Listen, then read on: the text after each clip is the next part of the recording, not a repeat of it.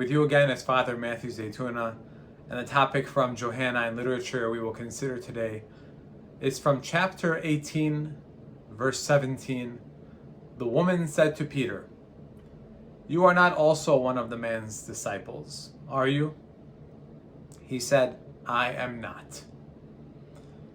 The structure of the context of this passage has a concentric literary structure in which Peter's denials, both before and after Jesus' appearance before the high priest, Annas.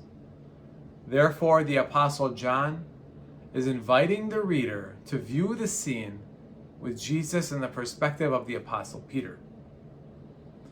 With Jesus having been taken to the high priest, Simon Peter follows right behind, along with another disciple, who is likely John the Apostle.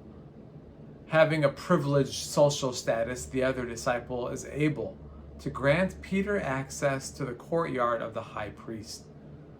But it is there that the gatekeeper, who is also a maid, recognized Peter. As she asks if he is one of the disciples of Jesus, the reader is meant to think back to the Last Supper, when Peter, full of confidence, declared that he would be willing to die for Jesus.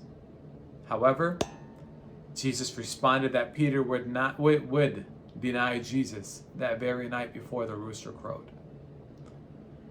And the reader sees Peter's response to the woman. He denies his relationship with Jesus for the first time.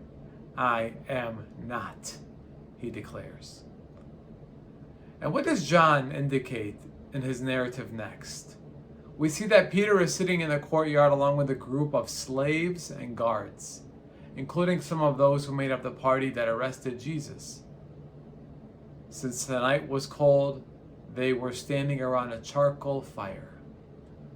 As Peter joins them to keep warm, we see that, like Judas, who brought the arrest party and betrayed Jesus, that Peter finds himself among Jesus' opponents in this cold, dark night.